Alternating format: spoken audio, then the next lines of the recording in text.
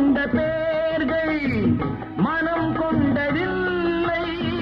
தரும் கைகள் தேடி பொருள் வந்ததில்லை. மனம் என்ற கோயில் திறக்கின்ற நேரம் அழைக்காமல் அங்கே தெய்வம் வந்து சேரும். அழுதவர் சிரிப்பதும் சிரித்தவர் அழுவதும் விதி வழி வந்ததில்லை. ஒருவருக்கென்றே உள்ளதை எல்லாம் இறைவனும் தந்ததில்லை. புத்தன் இயேசு காந்தி பிறந்தது பூமியில் எதற்காக? தோழா, ஏழை நமக்காக.